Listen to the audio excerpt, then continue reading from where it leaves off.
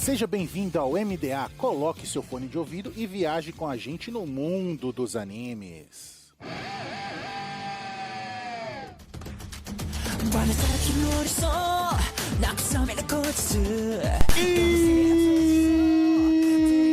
Estamos no ar com o MDA. Seja o navio pirata ou uma nuvem voadora, viaje com a gente no mundo dos animes. E nessa semana vamos falar dos mangás mais vendidos, os mangás mais lidos de 2023. É, amigo. Let's get it. So keep in yourself, eu sou o Raul e, cara, eu tô achando mais maluco tanto o número quanto os títulos a cada ano. Aqui é o Lucas e, rapaz, a Jump tá lá preenchendo o top, mas falta a cereja do bolo. Enfim, vamos comentar mais nesse podcast. E aí, galera, eu sou o Guaraná e, cara, esse legitimamente é um dos podcasts que eu mais gosto de gravar todo ano. É maneiro, né, cara? Eu também sou fã, viu? Eu também sou fã dessa lista. É por causa que, sei lá, tipo, a gente consegue entender muita coisa do que está se passando na indústria. A gente sabe o quanto, sabe, algumas coisas conseguem influenciar. O público japonês é um pouco influenciável, sabe? E aí você consegue entender, olhar pras coisas e pensar, tudo bem, dá pra se entender o porquê que top 10 é esse. Alguns estão ali, sabe, por estarem, porque já são, já fazem parte, e outros estão ali porque estão em alta, sabe? Sim. Esse é o podcast que eu termino com aquela frase: decepcionado, mas não surpreso. Exatamente. E como esse é o primeiro podcast do ano, você aí na sua casa já sabe, né? A gente não vai ter leitura de e-mail, amigo. Porque esse podcast saiu na primeira semana do ano, mas não foi gravado na primeira semana do ano. Então, a gente tá aqui fingindo que já tá em 2024, mas não tá. A gente tá no ano aí, no mesmo ano fiscal dos mangás. A gente tá no finalzinho de 2023. Quando todo mundo escutar esse podcast, já vai ter passado. Hoje a festa é sua, hoje a festa é tua. Todas essas coisas já vai ter passado. E tá tocando.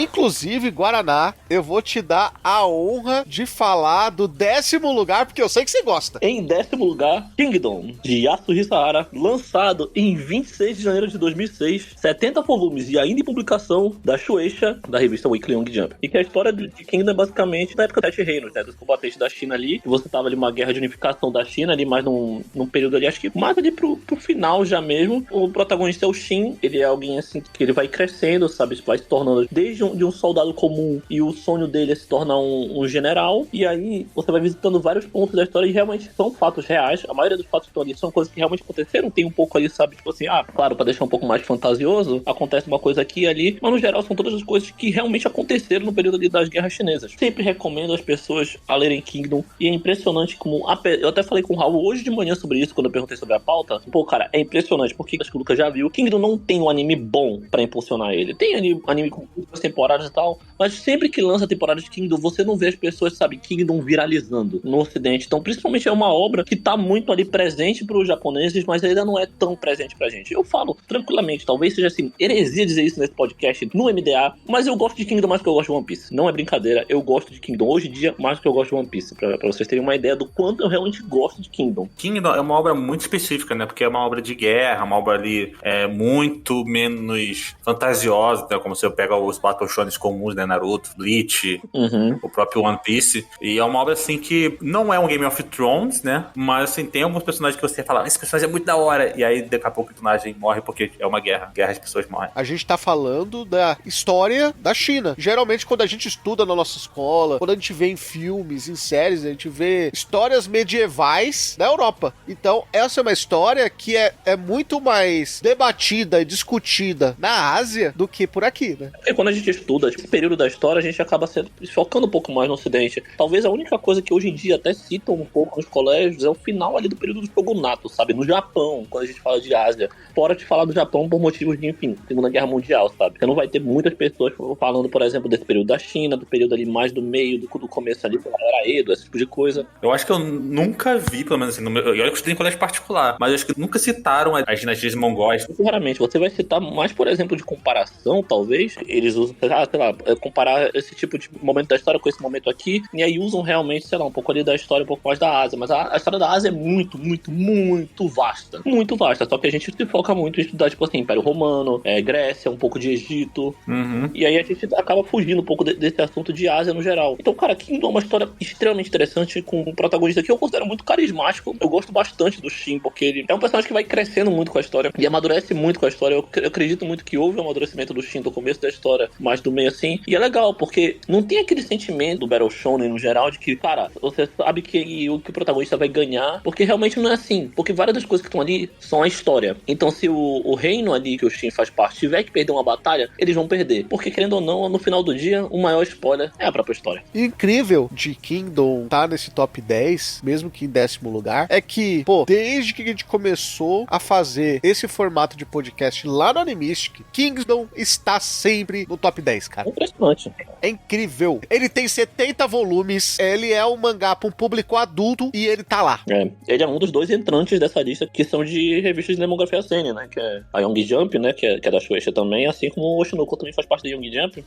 E você sabe, né, porque, tipo assim, suponho eu que a tiragem dessas revistas são menores, a promoção que tem por parte delas são menores, Kingdom muito provavelmente não tem a promoção que, sei lá, quando a gente vai olhar todos os outros entrantes da lista, nós estamos falando, tipo assim, que tiveram animes de sucesso recentes, sabe, são obras em que o marketing em cima delas são enormes, tipo assim, usando, por exemplo, Jujutsu Kaisen, que é um sucesso recente, é um exemplo de marketing, tipo assim, no mundo inteiro muito forte atualmente, Spy Family também, One Piece, não preciso nem dizer, Kingdom só está ali, Kingdom é Kingdom. O Kingdom tem animes aí, eu acho que ele tem umas 5 ou 4 temporadas já atualmente, pra mais, tá? Eu tô chutando umas 5 temporadas, e assim, cara, eu lembro que eu tentei ver a primeira temporada, dá pra ver? Dá pra ver, mas é muito triste a primeira temporada, depois dá uma melhoradinha, mas assim, a animação de Kingdom é pelo estúdio Pierrot, não sei se chegou a mudar depois, e cara, era bem fraquinha, mas dá pra ver, dá pra passar, se você quiser, sei lá, eu li o mangá, dá pra ler, mas é uma obra meio densa, às vezes a pessoa obras mais densas assim, prefere dar uma assistida no anime, na cama ali, na TV, que é mais de boa, não tem dublagem, então é legendadão lá mesmo, mas dá pra assistir o anime, e cara, mesmo com a baixa qualidade do anime, é uma obra que se mantém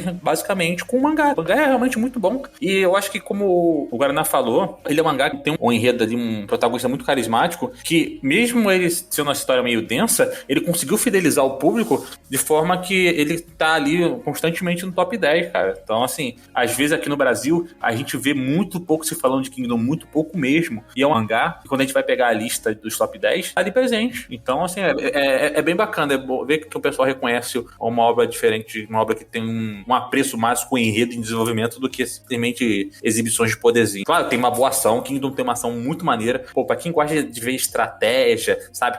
Quem gosta daquele lado de estratégia, tipo, sei lá, eu vou cometer um crime aqui, mas quem gosta daquele pegada Ira versus L, mano, vai ver um anime de estratégia de verdade, vai ver um mangá de estratégia de verdade, vê Kingdom. Lá tu vai ver uma estratégia muito da hora. É porque é história, né? E outra, eu acho que o Guaraná nem citou, mas no mundo globalizado, você ter uma história que é muito mais interessante pro público asiático, chegando a 3.190.000 cópias vendidas, sendo que tá chegando no volume 70 e ainda está em publicação, é absurdo, cara. É loucura. Pra uma obra que não é One Piece, quando você passa pra mim de 50 volumes, é muito difícil pra mim você chegar, por exemplo, nessa tiragem assim, de você vender realmente mais de 1 milhão de volumes. Eu acho um negócio absurdo.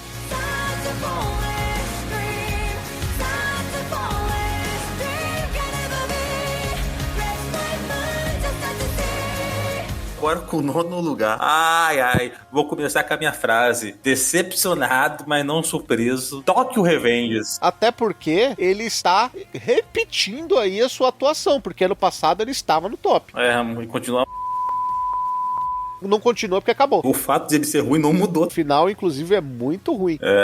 Mas vamos lá. Tokyo Revengers, de autoria de Ken Wakui, foi lançado inicialmente lá em 17 de maio de 2017, ou seja, é um mangá que foi lançado há 6 anos atrás, com ao todo 31 volumes da editora Kodansha, postado aí na revista Weekly Shonen Magazine, publicada aqui no Brasil pela editora JBC. E a sinopse é basicamente o seguinte: Takemichi Hanagaki, ele é um desempregado que sobrevive de bicos e está na fossa. Ele descobre que Hinata Tachibana, sua primeira e última namorada com quem namorou no fundamental, foi morta pela impiedade Gangman de Tóquio. No dia seguinte à notícia, ele está na beira da plataforma de um trem e é empurrado pela multidão. Ele fecha os olhos e se preparando para morrer, mas ao abrir, ele volta um tempo para quando tinha 12 anos de idade. Agora ele tá, teoricamente, assim, na cidade diz o seguinte: agora está na melhor época da sua vida. A gente vê que não é bem assim não. E aí, quando ele volta um tempo, ele decide se vingar, salvando a namorada e parando de fugir de si mesmo. Enfim, essa é a sinopse, que eu não concordo, porque a vida desse moleque é uma merda e 90% dessa merda é culpa dele mesmo. É um dos piores protagonistas que eu já vi, mas aparentemente o pessoal gosta de delinquente que volta no tempo. A culpa é totalmente dele, porque ele é um menino de 12 anos, envolvido numa gangue. Ele é um medroso e tá namorando. Se ele não tivesse entrado numa gangue, nada disso teria acontecido. Eu não lembro no anime quantos anos ele tem quando ele volta no tempo. Mas sei lá, ele é um cara que deve ter, sei lá, uns 28, 29 anos. É, ele é um adulto já. E ele perde pra batalha mental, sei lá, pros moleques de 12. Ele é menos desenvolvido intelectualmente do que o moleque de 12 anos. Não dá, mano, não dá. Aí ele ganha o poder de voltar no tempo e ele não consegue abusar disso. Ah, Lucas, spoiler, tem aquela parada lá na frente. Continua sendo uma merda. É bizarro, né, mano? Tipo assim, pô, não é porque a história tá uma merda agora que o cara decidiu fazer um negócio bom no futuro que vai deixar que o negócio que é do passado vai deixar de ser uma merda. É tanta coisa ali aberta em Tokyo Revengers, é tanto erro ali, velho, que você duvida muito que o cara vai realmente conseguir consertar tudo aquilo. Dependendo se você, sei lá, se você já leu a história, você deve saber a resposta pra essas perguntas que eu fiz agora e tal, mas, enfim. Porra, já é um primeiro exemplo daquilo que a gente fala, né? Uma obra que nos últimos tempos tá tendo sua relevância muito por causa, o mangá deu uma viralizada, muito por conta do anime. Não que o anime seja, tipo assim, um primor ou alguma coisa assim, né? Eu acho que vai entrar agora nessa terceira temporada, né? Tá por aí. Agora na terceira temporada, né? Uma produção ali bem meia boca mesmo, sabe? Muito fraca. É uma história assim que no começo, pô, eu realmente achei da hora, porque é uma proposta bacana. A gente gosta de mangás delinquentes. A gente fez um podcast de mangás delinquentes. O Lucas tava lá comigo. O mangá que eu vou entrar nesse mérito também, mas eu acho que ele acaba cumprindo uma lacuna e é por isso que ele ainda consegue ter uns números altos, sabe? Eu acho que... É a lacuna delinquente? Delinquente com volta no tempo. A gente não tem histórias muito foco com isso, entendeu? E entra também numa... Não sei se conta como uma lacuna, sabe? Só que num jeito de mangá, sabe? Num estereótipo ali de que a gente gosta dos seus garotos bonitinhos de anime. Tem um público ali, provavelmente, feminino, principalmente, muito fiel a Tokyo Revengers, sabe? Sim. Assim como, por exemplo, o Prince of Tennis tinha ali no começo do século. Não, aí o público feminino, aí era você, né? Não. Você representa 48% do público de Prince of Tennis. E os outros 50%? Quem é? É o autor e o editor da editora. É bizarro, né, velho? Deve ser muito rico pra estar conseguindo bancar essa obra pelos últimos 20 anos que ela ainda tá aí, né, mano? Não é, sei lá, o autor de Jojo lá que o pessoal fala que tem mó grana. Às vezes esse rolê. É isso, né, mano? E sabe o que é incrível? Tá em nono lugar com 3.210.000 cópias vendidas. E, cara, é uma história que se sustenta no seguinte plano. É um cara que descobre que ele pode voltar no tempo quando ele aperta a mão do cunhado dele. Essa história é muito parecida com o que acontece na vida real, só que o cara consegue concretizar, né? Porque na vida real, o cara quer voltar também no tempo quando aperta a mão do cunhado. Só que aí já é tarde demais e o cara já tá casado. É tão ruim que podia até ser um Isekai. Não poderia ser não, cara. Poderia ser não. Tokyo Revengers é ruim pra mim. Pra mim. Olha, o meu nível é lá embaixo. Pra quando eu chego aqui e falo que o negócio é ruim, cara, me desculpem, mas quando eu chego aqui e falo que o negócio é ruim, é porque é ruim mesmo. Tokyo Revengers tinha uma missão e ele não consegue cumprir, que era um cara que vai disputar guerra de gangue, de pivetada, que ele tem poder no tempo e tem que abusar disso. E ele não consegue abusar disso, saca? É tipo assim, até o efeito borboleta desse anime é muito fraquinho, saca? Tipo assim, não dá aquela sensação, caraca, o efeito borboleta, pá! Você não sente tanto, porque, por exemplo, é muito... Sei lá, parece que as coisas, as consequências, principalmente, elas só acontecem, sabe? As consequências dos atos, ele, puf, só explode. Nossa, aconteceu, né, galera? Que triste. É muito, sei lá, é muito artificial o negócio. E, pô, sendo muito sincero, eu concordo com o Lucas numa parada, velho. Quando a gente fala que o bagulho é ruim, o público pode confiar, porque todo mundo sabe que nesse podcast todo mundo tem gosto duvidoso. Eu tenho gosto duvidoso, o Pix tem gosto duvidoso, o Lucas tem gosto duvidoso. Caô, principalmente. Não. Você gosta de Isekai. Você é o mais duvidoso desse grupo, cara. Você gosta de Cavaleiros. Cavaleiros é um anime. Isekai é um grupo de anime ruim. É um conjunto inteiro, né, pô? Tá maluco, Lucas? Você não tem defesa, pô. Eu acho que devido ao hate, devido ao hate que a gente teve pro Tokyo Revengers, eu acho que a gente já pode jogar mais hate no próximo que vai vir, né? Claro. Inclusive, vamos lá pro 8º lugar. Eu acho que não chega nem a ser hate. É decepção. E eu acho que já faz tanto tempo que a decepção virou normal, sabe? Esse título era pra ser o próximo Big Three da Jump. Ele foi criado pra isso, né? Ele foi vendido, o marketing marketing da Jump trabalhou pra isso. E ele tá ali, é incrível que a gente fale que é pouco pra ele estar em 8º lugar, com 3.520.000 cópias vendidas. Estou falando dele, o mangá de Kohei Horikoshi Boku no Hero Academia, lançado em 4 de novembro de 2014, ou seja, vai fazer 10 anos, 40 volumes até o momento dessa gravação, da editora Shueisha, o Weekly Shonen Jump, né? Olha, a principal revista de mangás do mundo. No Brasil é publicado pela JBC, que conta a história onde um mundo que quase toda a população tem algum poder. O menino Midoriya é um dos poucos casos de pessoas comuns. Mas o seu maior problema é porque ele sofre sendo zoado pelos amigos de classe, né? Porque ele é o único que não tem poderes. Nesse mundo, desde o primeiro caso constatado de um recém-nascido com poder, o índice de criminalidade cresce proporcionalmente ao surgimento de heróis, com as mais variadas capacidades. Ou seja, quanto mais heróis tem no mundo, né? Porque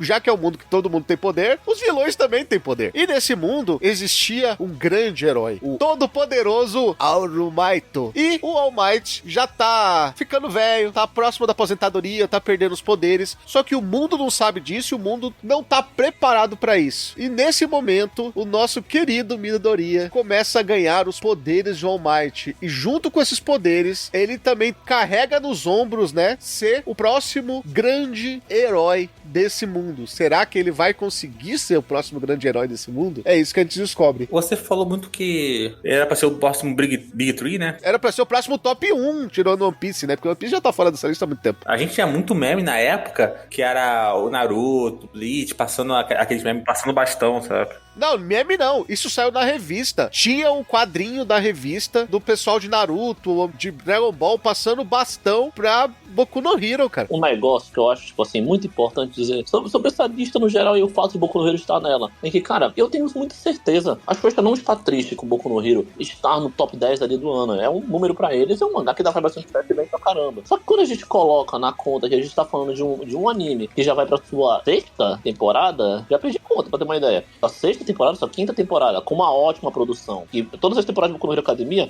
passaram grandes nomes da indústria japonesa. Desde animadores, passando por diretores de animação, você tem ali, tipo, nomes fortes da indústria, tipo, em Boku no Hero. E você tem 3 filmes que passaram pelo mundo inteiro, porque era uma obra que tinha alcançado um sucesso global e que hoje em dia tá com muito menos sucesso, claro, a ascensão de novas obras, assim, o público vai se interessando por coisas novas. Então acho que a decepção deles é muito mais, sabe, com o que Boku no Hero não alcançou, e não com o que ele está alcançando agora. Até porque, a gente vai ver mais pra frente aí, mas dando spoiler sem dar spoiler, pô, Boku no Hero tá atrás em mangá da revista digital da Jump. Está atrás de mangá de esporte. E outra, o Guaraná tá comentando sobre a questão do anime, das produções do anime. Isso é muito importante na venda de mangá, porque a gente vê aí, a gente vai ver principalmente nos primeiros lugares ali das vendas, que a produção do anime ainda alavanca muito as vendas de mangá. Sim, sim. Não, cara, assim, o problema de Boku no Hero é que ele teve todas as chances de ser um mangá de sucesso maior, né? Porque ele é um mangá de sucesso, assim, querendo ou não, top 10 é um mangá de sucesso. Infelizmente, ele é um mangá de sucesso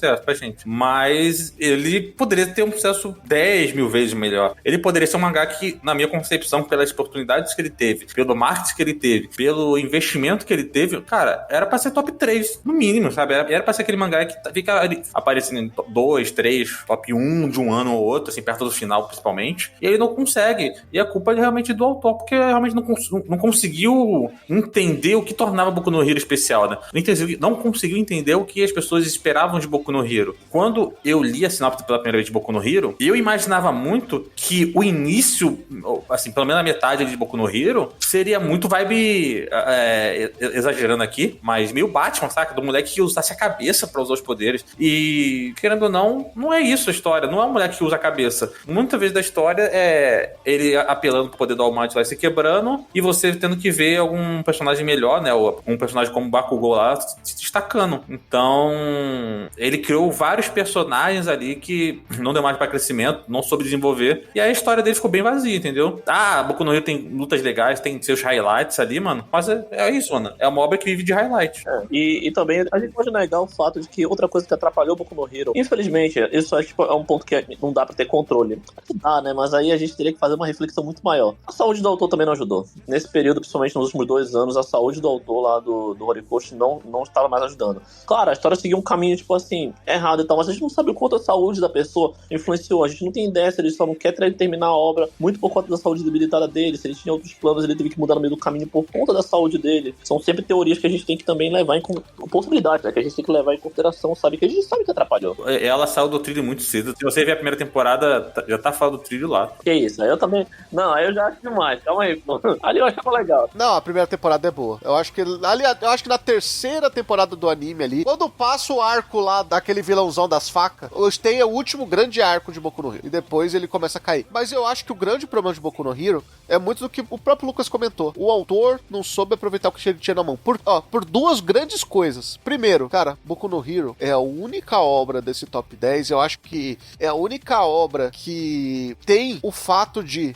é um enredo que o público ocidental também consegue aceitar com facilidade, porque fala de heróis, sabe? Ele vende muito mais fácil que qualquer uma das outras obras que tá aqui, porque o enredo dele é muito mais simples de vender. Só que, pra mim, o grande problema de Boku no Hero é o seguinte, era pra ser a história de como um menino comum consegue virar o grande herói daquele universo. Só que, assim como o Lucas comentou anteriormente o cara não usar a cabeça e tudo mais, conforme vai passando o tempo, e conforme a gente vai vendo os outros caras, os outros heróis que vão aparecendo, se esforçando pra virar herói, a gente começa a perceber que é muito mais sobre o poder que o Midoriya recebeu do que sobre o quanto ele se esforçou pra fazer esse poder crescer. O Boku no Hero realmente... Sei lá, mano, quando o Boku no Hero saiu, eu lembro da primeira sinopse, primeira temporada. Então, até que a primeira temporada, mano, eu vi alguns problemas ali, tá? Eu acho que poderia ser melhor. Eu acho que o Deco ficar resolvendo as coisas dando dedada.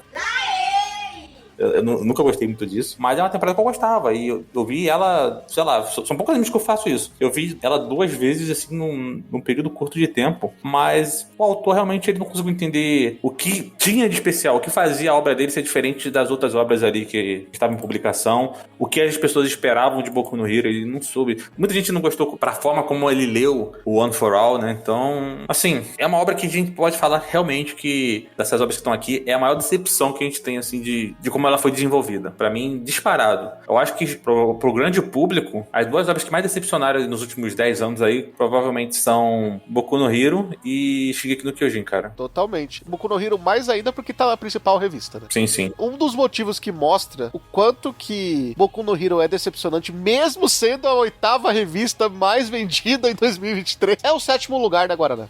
Você tem um 8º lugar, sabe, que você sabe, cara, é um sucesso. A gente tá falando, sabe, porque não sobre Boku no Hero ser um fracasso, mas sim sobre tudo o que ele poderia ser. É que ele se esperava muito mais, né? A gente não sabe, né, tal, porque, cara, quando a gente olha pra 2016, aliás, que a primeira temporada de Boku no Hero é de 2016, 17, por ali, por aqueles anos, a gente pensa em Boku no Hero como, cara, isso aqui tem muito futuro, tem possibilidade pra realmente acontecer bastante coisa aqui, tem possibilidade pra ser um mangá que vai liderar uma nova era na Jump, porque a Jump realmente estava precisando de mangás novos. Naruto tinha acabado há uns anos antes, Bleach também já tinha acabado, One Piece estava liderando a revista, e você tinha um crescimento das outras revistas também, isso, Shingeki no Kyojin vindo muito forte, se aproximando ali da sua segunda temporada já. Você sabe qual é o maior problema de Boku no Hero? Disparado. Qual? O insucesso de Boku no Hero, que deu margem para a ascensão de Kimetsu no Yaiba. Eu acho que nem isso, eu acho que nem é a questão, viu? Mas eu acho que o insucesso de Boku no Hero gerou uma coisa muito boa pra Shueisha, que é você começar a apostar em várias obras curtas, em vez de você querer ficar esticando até onde der uma obra que você acha que vai fazer sucesso. É que Kimetsu seria fazer sucesso de qualquer forma, porque o grande X de Kimetsu talvez não tenha descendência da obra em si.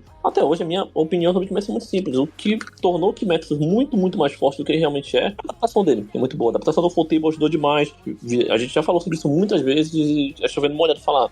A gente tá numa cultura agora, tipo, não só em anime, mas em várias coisas, né? Sabe, na indústria do entretenimento, de viralizar coisas. Clipes menores de animação hoje em dia viralizam de forma muito mais fácil. E isso, tipo, é um marketing, tipo assim, nas redes sociais, principalmente, muito forte pra esses animes. E Kimetsu no Yaiba teve isso no seu episódio 19, lá da primeira temporada, e continua aí até hoje. Depois disso, acho que o se aproveitou. Tornou Kimetsu no Yaiba um produto, tipo assim, vendável de todo tipo no Japão, tal como faz com One Piece, sabe? Qualquer, tipo, obra dela de sucesso, mas em Kimetsu também foi, tipo assim, um negócio gigante, porque acabou se tornando o mangá mais vendido em um ano, assim, sabe? Todos os tempos até hoje, não sei, tipo, não vendeu tanto mangá quanto Kimetsu vendeu. O Kimetsu em um ano vendeu mais mangá do que muito mangá na história da Jump somado, sabe? Tipo, assim, é um negócio absurdo, entendeu? Lembrando que ano passado, Kimetsu estava no top 5, mesmo já tendo acabado. Ele já tendo acabado, pra ter uma ideia, sabe? Então, cara, é muito complicado a gente falar, por exemplo, assim, que Boku no Hero, Kimetsu, mas é verdade também, sabe? Tipo assim, o público ficou um pouco órfão de Boku no Hero Academia e migrou pra outras coisas, como é normal também. Só que aí surgiram também outras obras, Chainsaw Man, Jujutsu Kaisen, os retornos finais de Shingeki no Kyojin, tudo aquilo ali, também, sabe, agravou um pouco a situação de Boku no Hero. O público que era de Boku no Hero migrou pras outras obras, migrou pra um outro fandom, assim, e Chainsaw Man tem uma adaptação, uma produção muito boa também e tal, e o pessoal gosta bastante, e Jujutsu é um sucesso agora. Jujutsu é um sucessaço agora. Corre o risco de ver arranhado o seu top 1 dos novos grandes sucessos, né? Sim. Um mangá de espadas aí que vem pra ficar no lugar de Kimetsu, que já chegou arrasando, né? Logo nos primeiros capítulos. Kagurabashi, né? Sim. Eu li só um capítulo e até agora eu não entendo se realmente o pessoal gosta, se é só um grande meme da internet. Mas eu vou ler o que sobrou, o que tem até então, pra tentar dar uma opinião, pra tentar entender qual é a situação de Kagurabashi, sabe? Enfim, em sétimo lugar, Spy Family, com 4,32 milhões de cópias vendidas. Do autor Tatsuya Endo, lançamento em 4 de julho de 2019, 13 volumes até então, a editora é Shueisha, na Shonen Jump Plus, e no Brasil ele é publicado pela editora Panini. A sinopse dele é essa: Twilight é o maior espião de um país fictício. Seu currículo faz ser chamado para uma operação especial que decidirá os rumos da política e do futuro das nações. Ele precisa se aproximar de um figurão político. Porém, para realizar isso, ele precisa seguir o plano criado pela agência, que é de constituir uma família fake, né, velho? Com um filho falso que será matriculado na mesma escola na qual o filho do alvo estuda. Estratégia sutil de aproximação? Quem nunca? Assumindo a identidade falsa de Lloyd Forger, ele adota a garotinha Anya em um orfanato decadente e consegue um matrimônio com Yor, uma solteirona que busca desesperadamente um companheiro para não ser mal vista pelas colegas de trabalho. Twilight não sabia ainda, mas duas pessoas que ele escolheu para compor sua família falsa têm habilidades especiais. Anya é capaz de ler pensamentos e Yor, na verdade, é a Assassinatorn Princess. Como será esse estranho convívio? Cara, tá aí uma obra que eu juro pra você, quando você me mandou, eu jurava que nesse ano não iria ficar no top 10. E sabe o que é incrível? É a questão de você aproveitar o marketing. É aquele paralelo com o Boku no Hero, sabe? É uma outra obra que se passa no mundo vitoriano, em uma Europa. Então é mais fácil de vender pra fora. Sim. Só que eles souberam vender o marketing, mesmo não saindo numa revista digital e não saindo na principal revista da empresa. É, sabe? E eu tenho certeza que na época que o Spy Family começou a fazer sucesso, foi uma surpresa até pra própria Shueisha também, porque eu tenho certeza que nem eles esperavam que uma obra ia fazer tanto sucesso assim, vindo principalmente da Jump Plus, toda a ideia por trás, e agora a gente tá, por exemplo... Até pelo gênero, né? É uma comédia, né? Então, eu não vou falar que são 2 temporadas, né? São 2 temporadas do anime, uma e bem feitas, são também bem feitas, bem feitinhas ali, o anime é bem feitinho, e você vai ter um filme sendo lançado agora no final do ano, então, sabe, já é uma obra de sucesso. Eu imaginava que esse ano ficaria de fora, muito porque eu tinha visto que Spy Family talvez não tivesse mais tanto na boca do público, mas talvez seja só um efeito que Jujutsu Kaisen e algumas outras obras e Blue Lock principalmente estão muito fortes na boca do público, sabe? Sim, sim. Ou também tem a questão de a segunda temporada do anime também ter impulsionado a venda de mangás, né? É, tem essa possibilidade também. Sempre há, mas é porque a gente não pensa, por exemplo, que uma segunda temporada você já tem um impulsionamento melhor, o público já tá mais acostumado, você tá mais ali pra tentar manter um público cativo e tentar ganhar um pouquinho mais de público do que realmente dar uma grande impulsionada. Não, talvez eu não achasse que seria o suficiente pra chegar nesse ponto de continuar entre os top 10 do ano. Mas assim, é uma vitória pra Shueisha, com toda certeza, porque eu tenho certeza que no final eles talvez nem esperavam que Spy Family se tornaria tipo esse sucesso, esse fenômeno que ele é. Foi uma obra que é relativamente simples, sabe? E até um tanto quanto episódico em vários momentos. E é o resultado, Guaraná, de um projeto de internacionalizar a marca. É, com certeza. Enquanto o Japão ainda vive muito de revistas pro mercado interno para depois vender o compilado, esse projeto da Jump de fazer um conteúdo digital, levar pro mundo inteiro, começar a trazer versões traduzidas em várias línguas, sabe? Começou a ter resultado agora. Começou. Spy Family é o grande resultado desse projeto. Sim, cara, e é legal, né? Principalmente essa questão de estarem trazendo mangás traduzidos para o Manga Plus.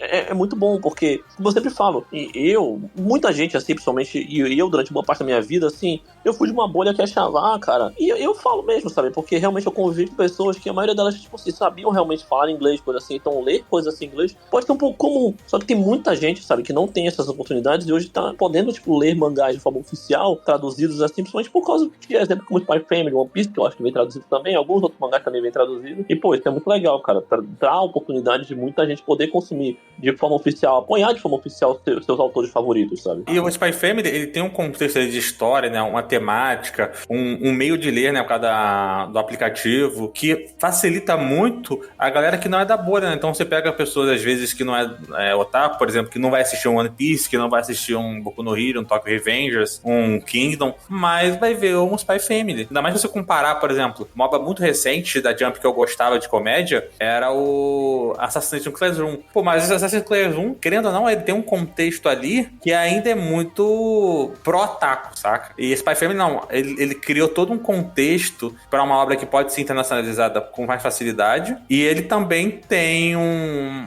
marketing, assim, um produto, né, pela sua plataforma digital que facilita muito que pessoas não otakus leiam o mangá. Ninguém tem que ficar caçando em scan, tendo que fazer 1001 gambiarras para poder encontrar o mangá, é só chegar lá no aplicativo, baixar e ler, mano. Eu, Guaraná, o Lucas tinha citado anteriormente sobre a questão da importância dos animes nas vendas de mangá hoje em dia, e a gente é de uma época em que o anime era importante para impulsionar o mangá no mercado interno. Hoje, com os streamings, é muito mais fácil de você transformar uma obra em mainstream, porque antigamente era difícil, né? Era ou o anime que chegava no Brasil pela televisão, quando eles falam no mercado nacional, ou depois da Netflix, que tivesse na Netflix em específico. Hoje em dia, todas as empresas de streaming têm anime, e gera curiosidade, ao ponto de, isso eu falo, muito feliz de ver como o anime foi importante numa CCXP esse ano, quando falando do mercado nacional. A gente chegou ao ponto de uma coisa que era, sabe, impossível de um tempo pra trás. Hoje em dia, no Brasil, mangá vende muito mais do que HQ, cara. Sim, sim.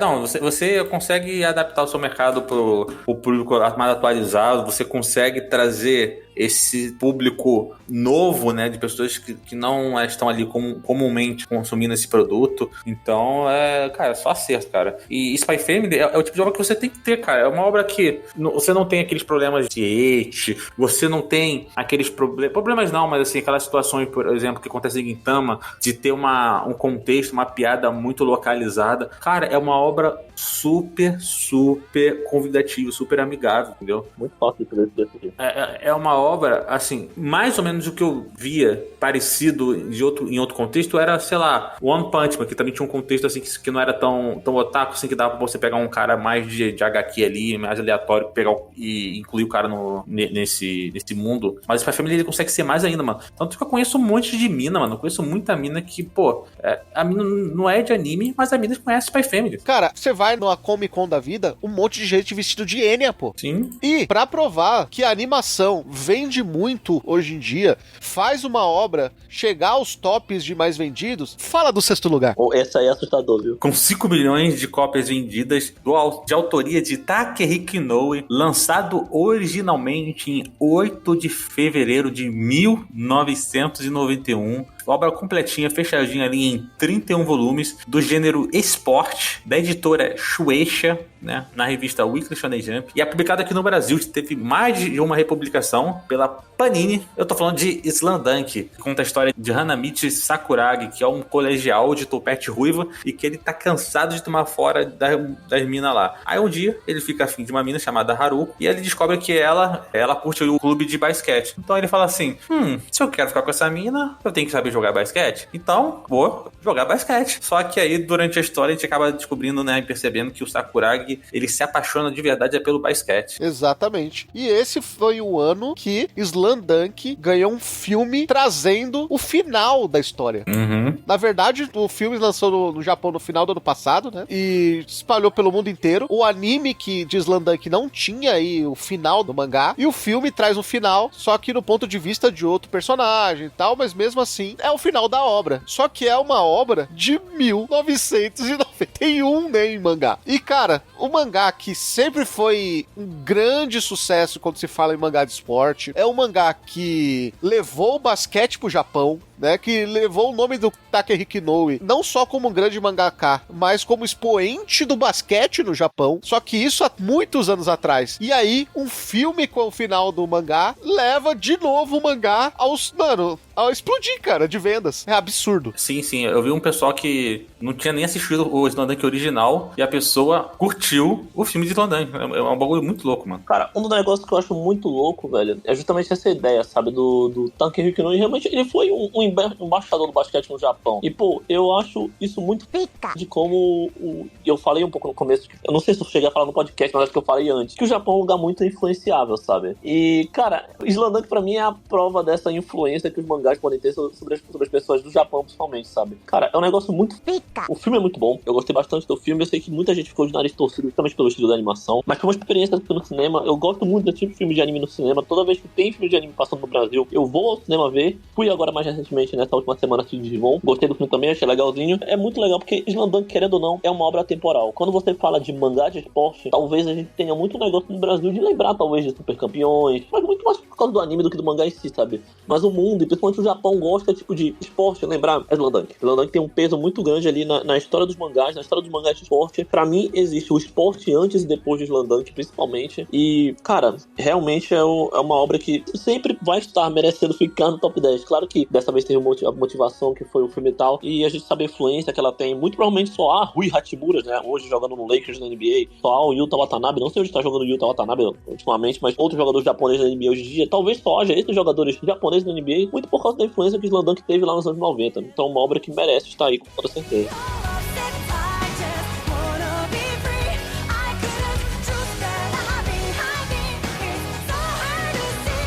É incrível como a gente não precisa provar as coisas. Os números mostram por si, né? Vamos falar, né? Chegar no top 5. E o quinto lugar é mais uma obra que explodiu com o lançamento do seu anime. Com 5.350.000 cópias vendidas. Absurdo nos dias de hoje esse número. 16 volumes apenas, ainda em andamento. Estreou em 4 de março de 2019, de Tatsuki Fujimoto. Fujimas. É o Fujimas, né, pô? Fujimão da massa, pô. Talvez uma das obras mais queridas do Brasil hoje. Claro, editora Shueisha, revista Weekly Shonen Jump, Panini no Brasil. E a gente vai começar a ver como a Panini é assertiva nas escolhas de mangás que eles trazem, tá? Chainsaw Man, mais uma obra aí, né? Diferenciada aí do Battle Shonen comum, que conta a história do Denji, que é um cara pobretão, e que muda drasticamente quando ele encontra um cachorro dos diabos, chamado Pochita. E com a ajuda dele, ele acaba se tornando um caçador de demônios. Um Demon Slayer.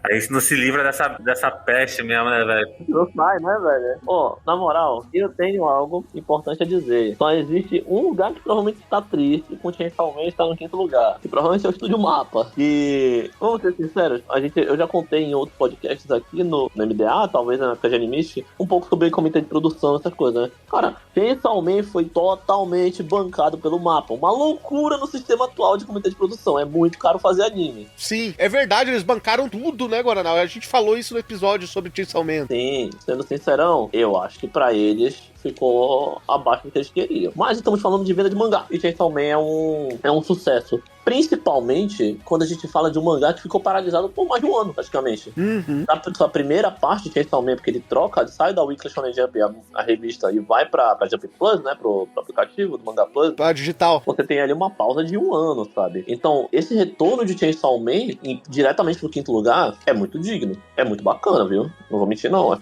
porque, querendo ou não, é um mangá ali que ali em 2020 saiu do sua zona de conforto, sai da revista e vai direto pro aplicativo muito tempo depois. Tem uma pausa ali, sabe? Então, muita gente, assim, os leitores, tem gente que não gosta de voltar pra acompanhar, a obra pode perder um pouco, assim, sabe, o ritmo que ela tem, sabe? Então, cara, bacana ver Chainsaw Man aí, depois de ter ficado, sabe, meio que num hiatus bem longo, assim, até. E a gente pode dizer hoje em dia que o mundo de Chainsaw Man é pica ou é show. Aí você que decide. É isso. Pô, irmão, para de amar esses problemas aí. Não, eu não tô abastecendo nada. Eu tô falando, no final você decide. Quem lê que sabe. Eu só tô falando... Eu já falo as duas opções, que nem você fala bolacha ou biscoito. Eu já falo os dois, pra não ter erro. Biscoito é o certo, velho. Aí você tá arrumando treta, tá vendo? Na internet. Não é certo ou errado, é questão de ser alfabetizado ou não. Não, pô, tá maluco. Então você é analfabeto. Enfim...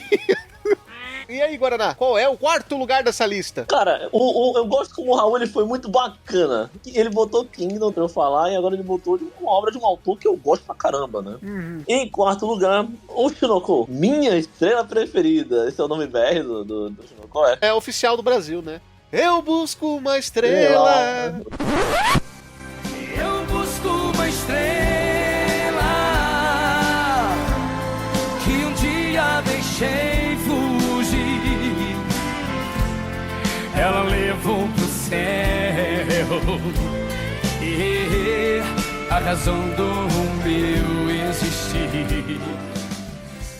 Oshinoko, do autor Aka Kazaka, né, de Kaguya-sama. Ele tá escrevendo a história, em Kaguya ele desenhava também, e desenhado por Mengo Yokoyari, né, que é a autora, eu acho que é a autora de Kuzuno Honkai. Também duas obras aí que tiveram anime. Sim. Dois autores aí de relativo sucesso. Lançamento em 17 de julho de 2020, enquanto o Kaguya ainda estava em andamento, inclusive, né? O Akazaka já tava maluco nessa época, né? Já tava escrevendo que nem um doido. 13 volumes em andamento. A editora é a Shueisha. Ele é publicado na revista Young Jump e é publicado no Brasil pela editora Panini. Dr. Goro é obstetra em um hospital do interior e se encontra longe do mundo em que brilha e evolui Ai Hoshino, uma cantora de sucesso crescente da qual é fã absoluto. O que ele ainda não sabe é que, sem mais nem menos, ele se encontrará com sua idol favorita em uma circunstância um pouco fora do normal. Terá ele tempo suficiente para ficar perto dela ou o mundo irá girar de maneira cruel para ele? Esta é uma história sobre o mundo do entretenimento japonês. Exatamente sobre o mundo do entretenimento japonês. Inclusive, a gente falou sobre isso no episódio de Oshinoko, né, que a gente fez aqui no MDA. Tem que bater palmas, principalmente pro roteirista aí, pro Aka Kazaka. Que roteiro maravilhoso. Não desfazendo, claro, da arte do Mengo Yokoyari. Sim. Porque a arte também é maravilhosa. Só podia ter outro nome, né? Cara, vamos ser sinceros. Esperado, né? Esperado. Eu acho que todo mundo esperava que o Oshinoko estivesse no top 10. Teve um anime de extremo sucesso. Estamos falando de dois autores que já tinham, assim, suas fanbases muito bem definidas ali, já tinham seus devidos fãs. O Akazaka, mesmo na época de Kaguya, o Oshinoko já tava, tipo assim, atraindo bastante fãs. E eu acho que quando acabou Kaguya, o pessoal ficou um pouco órfão, né, de uma história do Akazaka e migrou para o Oshinoko. E foi um anime de extremo sucesso, que eu gosto, acho que é bem produzido, muito bonito. E, sabe, e a cereja do bolo é aquilo que eu falei um pouco mais cedo no podcast. É a viralização, cara. Foi um anime que viralizou bastante, não só pelas suas cenas, pelo seu primeiro episódio de mais de uma hora, sabe, de duração, que foi uma ótima introdução pro anime, e que pra mim só funcionaria mesmo se fosse um episódio de uma hora. Aquele mini filme ali, totalmente emocional, que realmente prendeu todo mundo no anime. E aí, quando você coloca, sabe, tudo isso na balança, e mais a música da abertura Idol, que não só viralizou na indústria do anime no geral, sabe, mas chegou até pra cantoras coreanas fazendo vídeos com ela, tudo isso, sabe. Foi uma música que viralizou no mundo inteiro. Não tinha como o Oshinoko não ter se transformado num grande sucesso. Tava na cara que ele estaria aí. A gente comentou na época de Kaguya, que a gente gostava muito de Kaguya, e falou assim, mano, tem esse Oshinoko aqui que tá chamando atenção, mas o cara tá escrevendo Kaguya junto com esse bagulho aqui, irmão. E aí, quando eu fui ver o Oshinoko, eu falei, mano, o negócio é bom, hein? É bom porque mano, o protagonista é um obstetra. Eu acho que já é muito diferente aí. E aí é sobre uma idol cell que não vai naquela vibe Love Live. E outra parada, ele consegue tocar num ponto ali desse mundo do entretenimento que a gente tava muito na vibe de querer virar o do gênero. Uhum. A gente, nessa época aí, tinha acabado de ficar órfão de ActAge, que o autor, né, todo mundo lembra mais ou menos que tipo de pessoa é o autor. Então, acho que muita gente tava naquela vibe, assim, de querer, quero ver ActAge, não sei o que lá, que é uma obra de entretenimento, que é o tema fica na cabeça das pessoas, querendo ou não. Quando você vê, por exemplo, uma obra de esporte, você fica com aquela coisa, quero ver outra obra de esporte, Quando eu terminei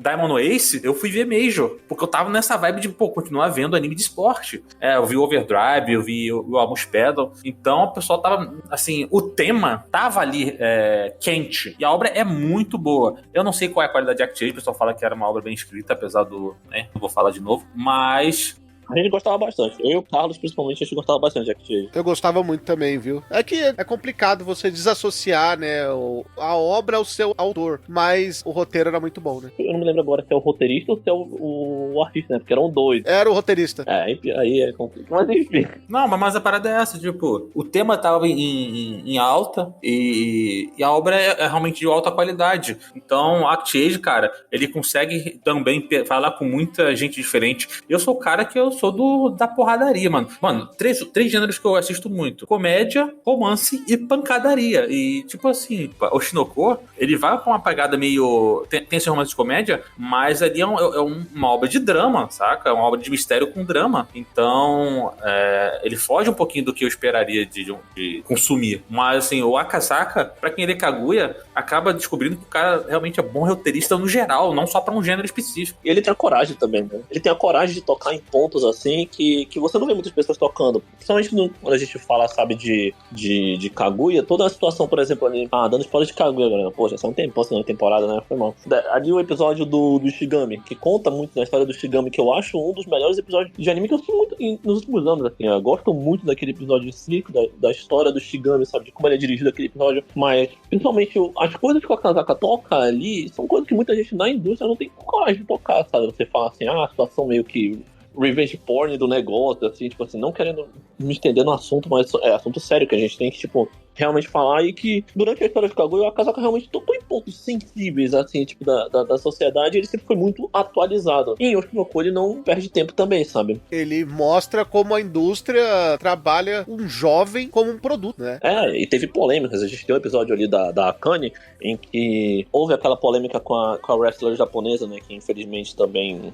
teve toda uma situação com ela após um reality show, e infelizmente hoje ela não está mais entre nós, e houve polêmica assim, porque o Kakao tem assuntos que são delicados, sabe? E ele sabe, mas pelo menos a verdade é que ele toca nesses assuntos e ele parece respeitar eles. Ele não faz isso só por fazer, ele não quer banalizar o assunto, ele não tem essa intenção de banalizar o assunto, sabe?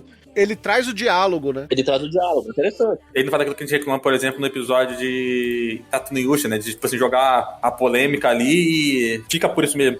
Você tá banalizando se fosse uma ideia, sabe? Porque, tipo, em Tate no Yusha você tem toda essa situação, e a forma como o Tate no Yusha apresenta traz mais problemas, tipo assim, pra situação toda, de como as pessoas vão enxergar aquilo, que realmente ajuda as pessoas a entenderem e tentarem refletir, sabe? É muito no sentido, assim, meio que revenge mesmo, de vingança mesmo, aquela situação, e torna tudo isso, banaliza uma situação séria que pode acontecer, não, que acontece todos os dias, sabe? Mas enfim, acho que merecidamente o Oshinoko está nessa posição. São 5,40 milhões de volumes vendidos, sabe, no ano. É um número muito impressionante. Mais uma vez, é o segundo na lista, eu acho. Porque eu não sei se a Jump Plus ela tem uma demografia, sabe? Mas se for, é o segundo da lista aí que tá numa revista seinen, justamente de Kingdom. Uhum. Então, muito legal. Parabéns ao Akasaka, que coloca os mangás dele mais uma vez, sabe, assim, tipo, numa prateleira assim muito alta, sabe? Ele tornou um autor nos últimos anos, de 2015 pra cá, de muito destaque no Japão. São 2 obras e 2, sabe, sucessos, eu não diria só no Japão não, mas sucesso no mundo. Muito parabéns aí ao roteirista de Oshinoko e artista também de Kaguya, né? E artista e roteirista de Kaguya.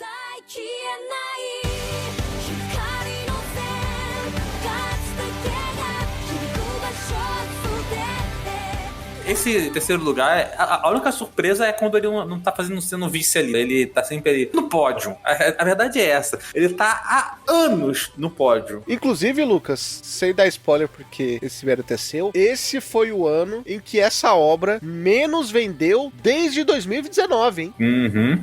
E mesmo assim vendeu para caramba. É muita moral, mano. É muita moral. De autoria de Eiichiro Oda, lançado em 24 de dezembro de 1997, com atualmente 107 volumes, são mais de 1000 episódios e 1000 capítulos de mangá. Já passou 2100. One Piece, da Weekly Shonen Jump, na editora Shueisha, publicado pela Panini no Brasil. E precisa de sinopse? É o pirata que estica. Então, é o seguinte, rapaziada, tem um moleque lá que ele comeu uma fruta do capeta, aí ele ganhou o poder de ficar esticando, e aí ele fala que por ele ficar esticando, agora ele quer virar o rei dos piratas, porque ser rei dos piratas significa liberdade. É isso. O incrível é o fator negativo da obra, né? Porque mesmo encerrando um arco, né? Que é um dos arcos mais longos da obra, que é o arco de Wano. Esse foi o ano... O ano de Wano? Pois é, o ano de Wano que o One Piece menos vendeu. Você quer dizer que o ano de Wano não foi o ano de One Piece? Exatamente. Olha, só pra você ter uma ideia, o One Piece vendeu menos do que da pandemia, pra vocês terem um comparativo. Porque desde 2019 o One Piece não vendia tão pouco. Mas acho que tem vários fatores pra isso, cara. cara, eu acho que também tem muito fato de outras obras estarem muito fortes, entendeu? Então One Piece eu acredito que foi comprado mais por seus fãs mais fiéis e menos por aquela pessoa menos curioso. Porque tem pessoa que fala assim, não, esse capítulo aqui, esse volume eu preciso ter de One Piece. Só que tem momentos da sua vida que tu fala assim, cara, eu não sou um grande fã de One Piece, tem esse mangá aqui que eu tô hypado, pô, só tenho essas moedinhas aqui, vou comprar essa obra que eu tô hypado. Eu acho que tem muito disso, as pessoas têm que fazer escolhas, né? Eu acredito que tem muita gente no Japão também que, tipo assim, segura pra comprar vários volumes de One Piece juntos, sabe? Porque, cara, One Piece é um mangá que não esgota porque a tiragem é muito alta. Tem que ser, né, cara? E agora, tipo assim, você vê outros mangás que tem, tipo assim, que estão na lista e são de relativamente um sucesso mais recente, em que as pessoas compram o mangá com medo que eles esgotem. Coisa que já aconteceu várias vezes em livrarias, coisas assim, sabe? E aí tem que ter um reprint ali, sabe? Tipo assim, sabe, imprimirem, sabe, uma reimpressão assim maior. Mas, enfim, cara, o One Piece é um fenômeno, né? É gigante, né, cara? Hoje você pode falar sem medo de polêmica, sem falsa modéstia, né? Não estamos falando de roteiro, não estamos falando de nada, estamos de demografia. É o maior quadrinho da história. Eu concordo também. Eu já ia falar isso, na verdade, eu fiquei com medo de parar e pensar, cara, mas tem gente que fala de Superman, de Homem-Aranha, de Batman. Aí, essas obras realmente elas têm são extensas assim e tal, tem todo um negócio, sabe? Não são só, assim como One Piece, também são ícones da cultura pop no geral, não são só histórias assim, são sucesso de cinema e tal. Mas, cara, One Piece é um negócio, tipo assim, quando a gente pensa em algo que nasceu ali no Japão, uma pequena ilha, sabe? Cruzou o mundo, cara, e a gente tá falando que One Piece talvez né? Talvez deve estar ali nas histórias de quadrinhos mais vendidas de todos os tempos. A gente para e pensa assim, cara, assustador. É muito maluquice, sabe? Porque claro que o One Piece também perde, sabe, o número de venda, assim, principalmente porque hoje em dia se vende menos mangá do que antigamente, eu acho, também, sabe? Tipo, não tenho como ter certeza, mas, por exemplo, One Piece, acho que em 2013, 12, eu acho que vendeu 38 milhões de volumes, sabe? Aquele tempo era absurdo. O segundo lugar, acho que vendeu 13, 15. Kuroko tava ali no meio, Naruto já tava, tipo, em publicação também, tava ali no meio dos mangás mais vendidos. Mas, cara, One Piece, tipo, é assustador. Tivemos um ano muito bom de One Piece, não só, sabe, no quesito venda, claro, menor número desde 2019, ok, né? Mas o anime, nesses últimos tempos, melhorou bastante. O ano talvez seja a melhor produção que o anime já teve em muito, muito tempo, e talvez a melhor produção que o anime já teve. Desde o final de Holy Cake, ele já tinha tido uma crescida muito grande na qualidade do anime, e o ano realmente se sacramentou como um arco em One Piece, num anime de One Piece, em que a maioria dos episódios são muito bem produzidos. E outra coisa agora, fez história, né? A indústria de animes do Japão parou para fazer 2, 3 episódios de One Piece. Cara, tipo, é negócio maluco, sabe? E a gente para pra pensar que são, talvez dos 10 episódios mais bem animados desse ano, One Piece talvez tenha 3, tranquilamente. Ou mais. Não assisti todos de um ano ainda pra ter certeza ainda, sabe? Mas pelo que as pessoas falam, pelo menos 3 no top 10 melhores, tipo assim, episódios do ano, One Piece deve estar ali no meio. Sim. E é algo inimaginável uns anos atrás. Quando a gente pega Dressrosa, quando a gente pega Punk Hazard, quando a gente pega a Idol Space. Trolley Animation. Se alguém me fala isso na época, tipo, se alguém me fala, tipo, na época de Dressrosa, One Piece vai ter, tipo assim, 3 episódios entre os 10 mais bem animados do ano daqui a um tempo. Pô, cara, eu falo assim, é maluco, cara, porque as produções, claro, One Piece tinha bons momentos, mas assim, vários episódios num arco só, uma consistência na qualidade da animação, fazia muito tempo mesmo, sabe? One Piece conseguiu, trouxe grandes nomes em um ano, não só do Japão, mas do mundo inteiro, assim, aí o Vincent Hazard ali, acho que é francês, mais um pessoal também que eu acho que é da China, assim, o Henry Turlow, que eu acho que é francês também. E, pô, o One Piece também globalizou, sabe, na sua animação. Negócio muito louco. Um projeto que deu muito certo. Um ano é a prova disso. E One Piece, provavelmente, a gente ainda vai gravar mais esses tópicos nos próximos anos e a gente vai continuar falando de One Piece. A realidade é essa. É uma obra que o autor é totalmente centralizador. Tem uma equipe minúscula que trabalha com ele, porque ele gosta de fazer a obra. Sim. E você pensar que esse nível de produção, esse nível de roteiro, esse nível de história, para um cara que faz tudo quase que sozinho, é absurdo.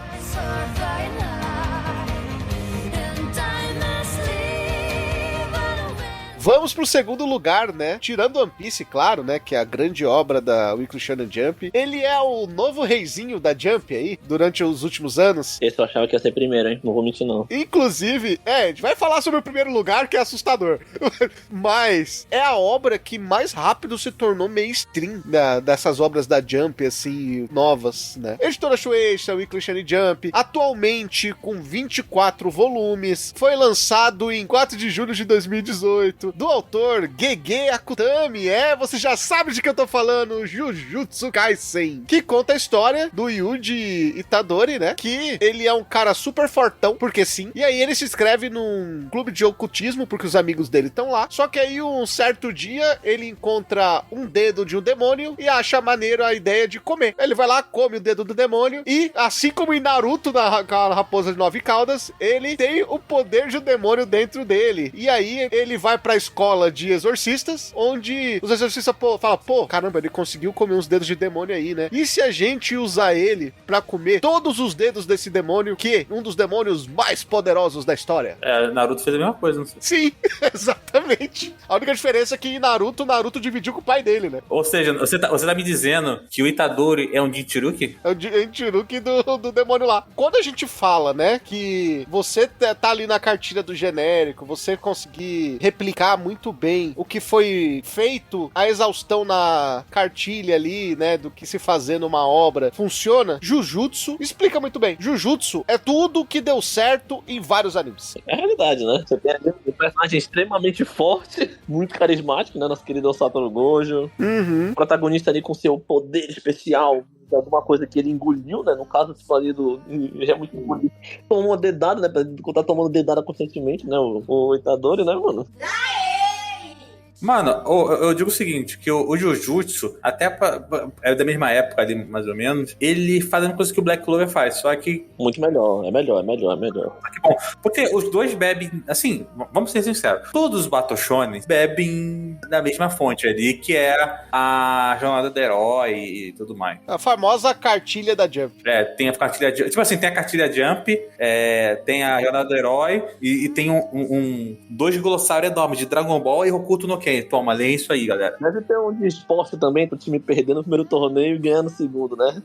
Mas a parada é o seguinte, Jujutsu conseguiu ser mais autoral do que Black Clover. Com certeza. E ele conseguiu trabalhar em alguns clichês e surpreender as pessoas de forma positiva. Porque eu não quero dar spoiler aqui, mas tem muitas coisas desse tipo de anime que a gente sabe, vai estar tudo certo. E em Jujutsu as coisas não estão tão certo assim. Então, sei lá, ele consegue trabalhar algumas coisas de clichê e não executar o clichê nos momentos certos. Claro, tem alguns problemas, né?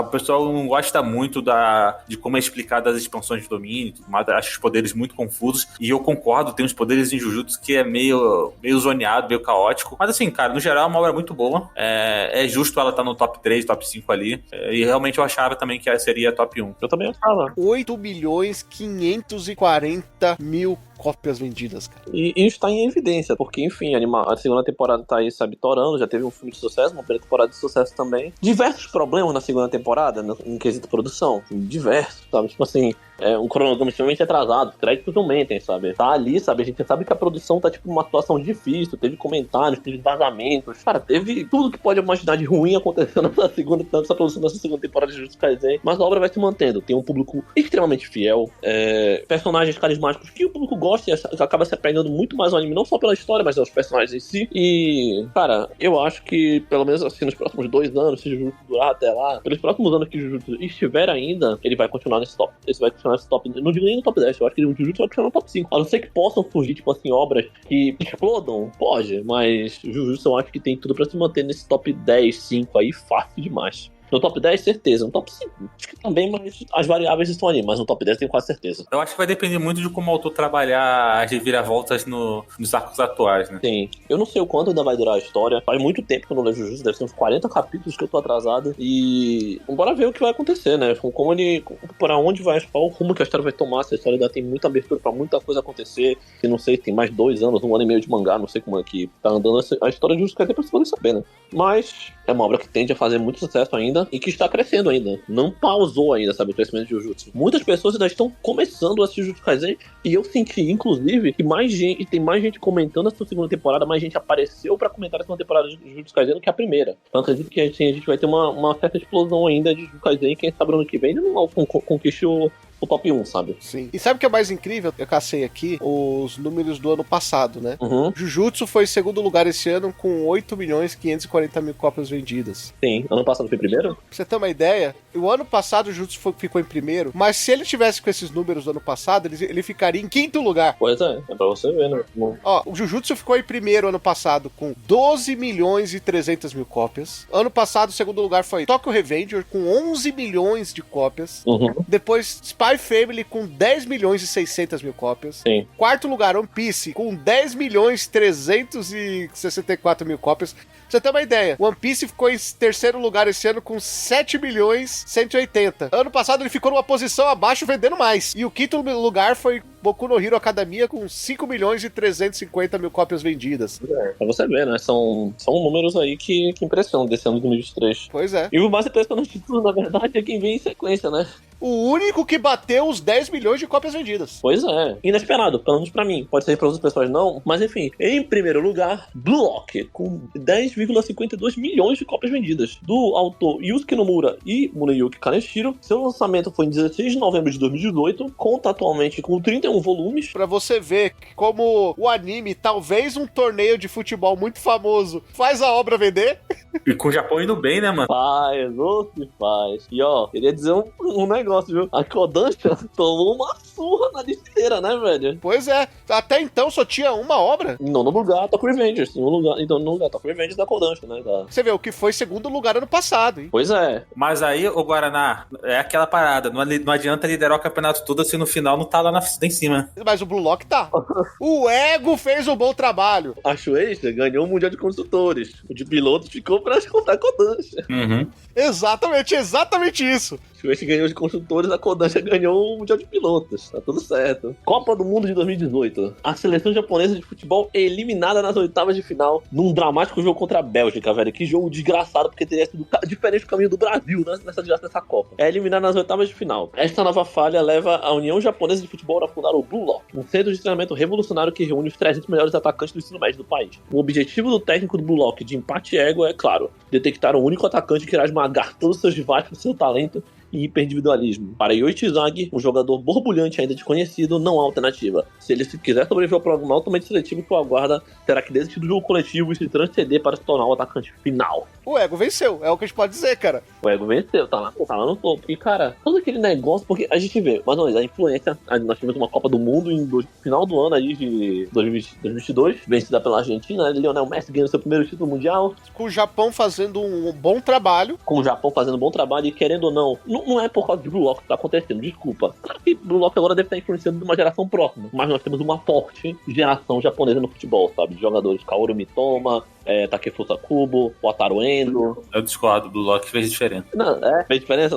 E a gente falou tanto sobre produções. A produção de Blue Lock não é nada espetacular, sabe? Ela é ruim, ela não é ruim, mas ela não é nada espetacular também. Ela bebe muito de um estilo que, pra mim, é quando você tem que fazer uma escolha. Você tem personagens muito detalhados, pesados, isso no esporte é você matar a fluidez, sabe? Então você se foca muito em efeitos, por exemplo, ou na consistência do design, esse tipo de coisa. E Blue Lock bebe muito disso aí. Então não é uma produção assim que se foca tanto assim no esporte, de deixar, tipo, o esporte muito fluido ali, sabe, na produção em si. Mas, cara, foi uma obra que fez sucesso. Por vários fatores, sabe? Primeiro de tudo, o futebol está em alta no Japão. A seleção japonesa está passando por uma fase muito boa, e desde 2018 já estava passando por uma fase boa. Por muito pouco não chegou às quartas de final, que enfrentaria o Brasil, e também por muito pouco não chegou às quartas de final na última Copa do Mundo, e também enfrentaria o Brasil de novo, né? Porque perdeu pra Croácia nos pênaltis. Perdeu pra Bélgica num jogo muito complicado em 2018 e perdeu pra Croácia agora em 2022. Mas, enfim. Então você tem, tipo assim, uma crescente do futebol no Japão. O futebol hoje em dia, ele só não é mais praticado nas escolas do que o beisebol, porque o beisebol lá é um fenômeno, o país é um fenômeno no beisebol hoje, o atleta, inclusive aconteceu hoje, né, que o atleta mais bem pago dos esportes americanos agora é um japonês, o Rei Otani, 10 anos, 700 milhões de dólares. Então você sabe que o Japão ali tem um potencial muito grande nesses dois esportes, e o futebol vem crescendo muito. A seleção japonesa melhorou, e isso ajudou muito a impulsionar Blue Lock em si. Um anime que fez sucesso, um público muito fiel, personagens bonitos que atraem o público feminino também. Cara, era a receita pra tornar Blue Lock o primeiro lugar desse ano. E ser o único que alcançou 10 milhões de mangás vendidos. São números muito bons pro mangá de esporte, a ponto de eu, Pedro, não consegui lembrar quando foi a última vez que o mangá de esporte foi o mangá mais vendido do ano. Talvez nos anos 90? Talvez com outra obra que tá aqui. Slam Dunk, que coincidência que seria. Porque eu acho que Haikyuu não chegou a top 1. Com certeza não. Haikyuu teve que disputar com One Piece e Shingeki no Kyojin nos seus anos assim, em anos muito fortes, sabe? Com o próprio Boku no Hero Academia. Sim. Apesar de ser muito queridinho também no Japão e ser um dos mangás de esporte de maior sucesso também em todos os tempos, e um dos mais sucessos do século também, junto com o Kuroko, provavelmente não chegou. Blue Lock tá ali. Blue Lock chegou na época certa, sabe? Claro, a gente tá falando isso aqui da boca pra fora, é só um chute, sabe? Mas eu não consigo imaginar quando foi a última vez que um mangá de esporte foi o top 1 de vendas do ano. Não, top 1 acho que não lembro não. Quem também fez, quem também teve um efeito golfinho, sei lá, acho que ele foi Kuroko, né? Kuroko também teve um ano lá que estourou no ano da... Teve um ano que Kuroko vendeu mais que Naruto. 2013 acho que Kuroko, 2013 ou 12 acho que Kuroko vendeu mais que Naruto. Passou ali dos seus 12 milhões de volumes. Pode dizer, então, que Blue Lock foi a maior obra de esporte desde Slam Dunk, em número de vendas. É difícil dizer isso, porque se a gente imagina que Haikyuu tivesse aqui hoje em dia com anime de sucesso, tipo assim, surgindo agora, sabe, sei lá, na época ali dessa segunda, terceira temporada, se a gente tivesse agora com Haikyuu aqui, talvez Haikyuu pudesse pegar um primeiro lugar em um ano também. Não sei. Sabe por quê? Porque Blue Lock, ele bebe numa fonte muito forte. É o esporte mais popular do mundo, né, cara? Tem isso também, né? Querendo ou não, o futebol no Japão já era um esporte consolidado quando o Blue Lock saiu. Vôlei é um esporte muito legal, mas não tem essa popularidade toda. O vôlei cresceu também. E o vôlei está crescendo até porque a seleção japonesa de vôlei masculina e a feminina são muito fortes. Eu acredito que o masculino do Japão seja o top 3 do mundo hoje em dia. Mesmo assim, não tem a força que é o futebol, não só pelo Japão em si, mas porque o futebol é o esporte mais forte do mundo, como você mesmo disse. Cara, são vários fatores que, tipo assim, ajudaram muito o Blue Lock a estar na posição que ele está, sabe? O ano em que nós estamos agora, tipo assim, claro, se a gente for colocar Blue Lock 10 anos atrás, talvez ele não tivesse ali. Talvez tivesse também, né? Não dá pra dizer. Mas assim, estaria ficando, sei lá, com One Piece, Shingeki nos seus anos mais áureos, assim, 2013, 14, 15, 16. Pô, complicado, mas dizer que ele é do maior do século é muito complicado pra mim. Mas se ele está ali e ele é o primeiro mangá de esporte em muito tempo a conseguir isso ninguém tira dele. Não. É um mérito. E ele também atrai muita gente porque ele junta aquele negócio de que ele pode ser um pouco mais convidativo pra gente que não gosta tanto do esporte, muito esporte em si, sabe? Não é um awashi em que você fala, tipo assim, que surgiu no mesmo tempo, assim, basicamente, não é bom falar. Não é um awashi no sentido de que, é o esporte e é um jogo de futebol. Não, ele tem toda aquela ideia, sabe, um pouco mais, sabe, fantasiosa também. Ele é uma história moderna, ele é praticamente ali uma história Big Brother, Battle Royale de futebol, pô. Sim, e sendo muito sincero, da onde começou, aonde estamos agora, Blue Lock melhorou muito no mangá. Eu leio o mangá de Blue Lock porque eu gosto de esporte. E eu senti uma melhora muito grande de Blue Lock recentemente, sabe? Eu sinto que eu estou gostando muito mais da história do que eu gostava, sabe, no começo dela. Principalmente agora, porque saiu um pouco da fase Battle Royale do negócio e a gente tá realmente, tipo assim, em partidas. Eu tenho gostado muito da fase atual de Blue Lock e eu tenho a impressão de que o público também gostou, pra ter essa crescente também. Uhum. Então eu acho que Blue Lock não teve só uma crescida, tipo assim, muito por causa claro que ele teve essa crescida muito por causa de todo o marketing ao redor do anime, sabe? As coincidências que levaram ele a ter muito sucesso também, algumas coincidências, outro mérito dele. Mas também eu sinto que a história deu uma crescida muito legal também. Deu uma melhorada muito boa e tem um potencial ainda pra continuar aí por um bastante tempo até. Estamos numa fase, porque o mangá ele caminha, tipo, a passos um pouquinho mais lentos, assim, até de vez em quando. Então, são 31 volumes e a história parece estar longe de acabar. Eu sinto que Blue Lock chega fácil aos 70, sendo muito sincero. Quando eu falei lá atrás, quando a gente tava no top 8, top 9 ainda, que a gente ia acabar provando pelos números que um anime de sucesso alavanca uma obra, Blue Lock tem 31 volumes. Devia ter, sei lá, uns 27 quando saiu o anime. Sim. E já entrou no top 1. Eu acho que ano passado ele entrou, não tenho certeza. Não chegou a entrar no passado? Eu acho que entrou no top. Tava em 7º lugar. Pois é, deu uma crescida grande no Blue Lock. Então pulou de 7º pra primeiro em um período assim. Cara, mérito. Porque, querendo ou não é fácil fazer isso com esporte. O top 10 do ano passado foi, em 10º lugar, Kaiju no Mirage, que hoje ninguém fala mais. Uhum. Em 9º lugar, Do Not Say Mystery. Em 8º lugar, Chainsaw Man, que subiu muito. Sim. 7º lugar, Blue Lock. 6º lugar, Kingdom. 5º lugar, My Hero Academia. 4º lugar, One Piece. 3º lugar, Spy Family. 2º lugar, Tokyo Revengers. 1º lugar, Jujutsu Kaisen. Ó, sabe um negócio, agora que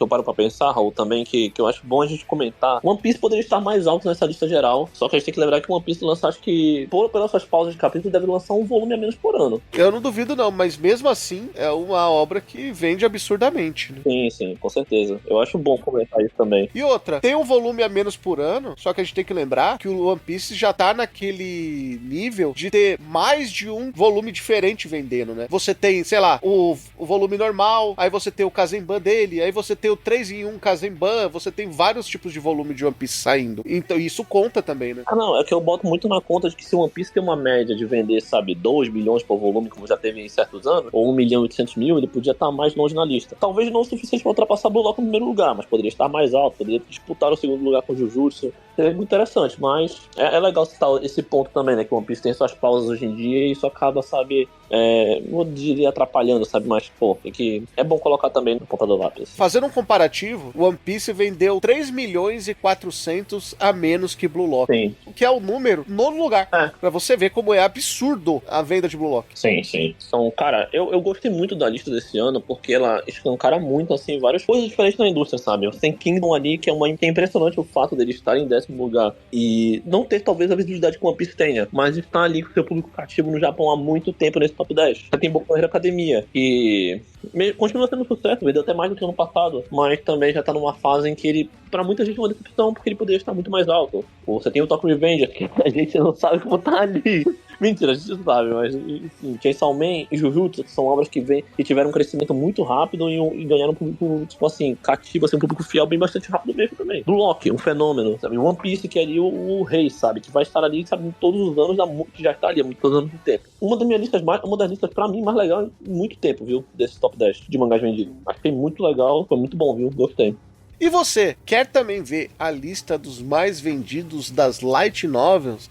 Você pode, claro, deixar o seu comentário no seu agregador de podcast favorito, na sua rede social favorita, ou mandar aquele e-mail maroto para podcast@mundodosanimes.com. E, se você quiser ser nosso apoiador e nos ajudar aí a crescer o podcast cada vez mais, faça como o Bruno Rezende, Carlos Petroni, Guilherme Loureis, Henri Yamaguchi, Lucas Batista, Nathan Kleiman e Thiago Patês e seja nosso apoiador. É só ir lá no catarse.me/MDA. Nós ficamos por aqui, até o próximo episódio. Tchau!